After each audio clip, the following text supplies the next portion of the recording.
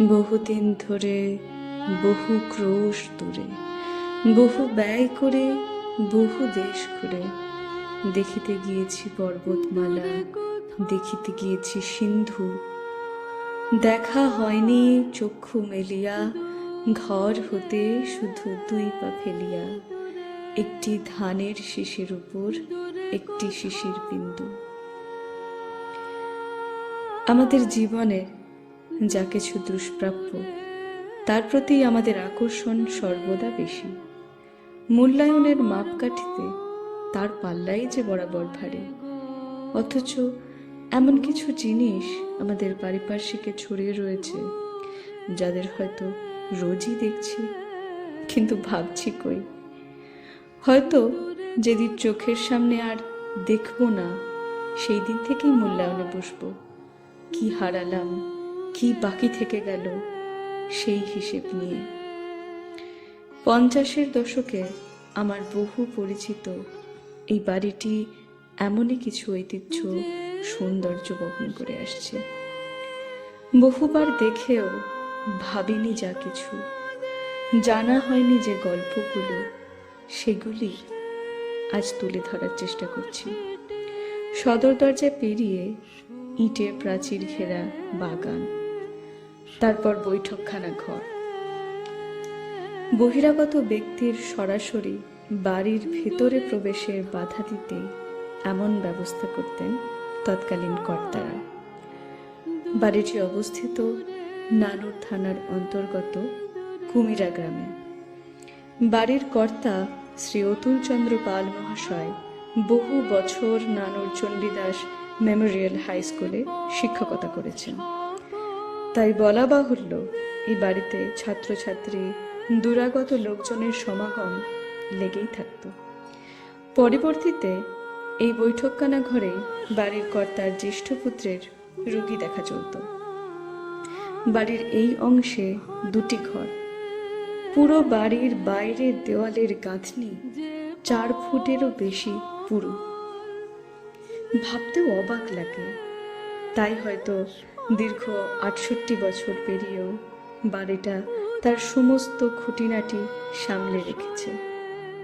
এবার যাচ্ছি বাড়ির মূল অংশে। বৈঠকখানা ঘরের এই প্রান্তে বাড়ির ভেতরে যাওয়ার সিঁড়ি। 4টি সিঁড়ি পেরিয়ে আরও একটি ছাউনিযুক্ত প্রাচীর, যা সরাসরি বাড়ির ভেতরে অপরিচিতের দৃষ্টি এড়াতে দেওয়া হয়েছিল। বাইরের ঘর ও বাড়ির উঠোনের সংযোগকারী রাস্তার পাশেই তুলসী মঞ্চ। এই বাড়িতে মোট 11টি ঘর আছে। ছাউনির প্রতিটি কাঠ দক্ষ শিল্পীর হাতে নকশা করা। বাড়ির মেঝে ও দোতলায় রেল লাইনের পাত ও সিক সিমেন্ট সহযোগে ঢালাই করা হয়েছিল। গ্রামে থেকেও বিজ্ঞানসম্মত নকশা ও নির্মাতাদের হাতের নৈপুণ্যতা আধুনিক মনোভাবের প্রকাশ করে। সেই সময়েও কেবলমাত্র শিক্ষকতা যথেষ্ট ছিল না এই বাড়ির তৈরিতে ও তার রক্ষণাবেক্ষণের যোগান দিতে। বাড়ির কর্তা ছিলেন বিপুল স্থাবর অস্থাবর সম্পত্তির অধিকারী, যা তাদের বৃত্তবান হওয়ার প্রমাণ দেয়। সিঁড়ি বেয়ে ওপরে ওঠার সময় এই লোহার দরজাটা লক্ষ্য করলাম, যা দুষ্কৃতীদের হাত থেকে রক্ষা পেতে ব্যবহার করা হতো। আরও যা লক্ষ্য করলাম তা হলো দেওয়ালে একসাথে থাকা 2টি করে তাক এবং প্রত্যেকের ভিন্ন নকশা। এর মধ্যে কোনোটাই থাকতো ঘড়ি, কোনোটাই বইপত্র। বলা বাহুল্য, অতুলচন্দ্রের সকল সন্তানেরাই তৎকালীন স্নাতক। তাই আভিজাত্যের সাথে সাথে উচ্চ শিক্ষার মর্যাদাও ছিল। দোতলায় সিমেন্টের ছাদ কেন করেননি তা তথ্যের অভাবে জানাতে পারছি না, কিন্তু আন্দাজ করতে পারি ঘরকে শীতলতর রাখতে এই বিবেচনা। উপরের 4টি ঘরগুলি চারিদিকে বারান্দা ঘেরা। লোহার রেলিং ঘেরা বারান্দাগুলিতে দাঁড়ালেই সদর দরজাতে নজর রাখা যায়। আমি যখনই কোনো পুরনো দিনের বাড়ি দেখি ভিতরে একটা অন্যরকম অনুভূতি হয়।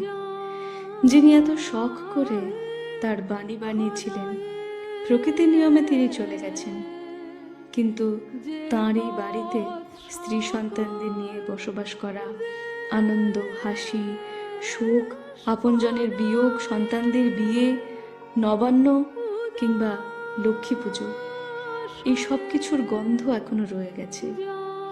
দুপুরবেলা যখন কয়েকটা বিড়াল আর পায়রা এখানে অবাধ বিচরণ করে, আমি তখন এই গন্ধগুলো অনুভব করার চেষ্টা করছিলাম। আছি আর ছিলাম, এর মাঝের দূরত্বটা মানুষের জীবনে তীর বেগে ছুটছে যেন। বাড়ির এক প্রান্তে স্নানাগার, তার পাশ দিয়ে গিয়ে খিড়কি দরজা, যা খামার বাড়ির দিকে সরাসরি মিশেছে। সারা বাড়ি বিভিন্ন ফুল ফলের গাছে ঘেরা। বাড়ির মাঝখানে যে উঠোন, সেটা বাঁধানো 68 বছর আগে, কিন্তু তার ঢালাইয়ে এতটুকু ফাটল ধরেনি। আরো অনেক কিছু অনুভব করি, যারা চলে গেছেন তাদের মনে করি, কিন্তু আমার সেই অনুভূতি মানুষের কাছে ভাষায় ব্যক্ত করতে না পারায় আমার ব্যর্থতা।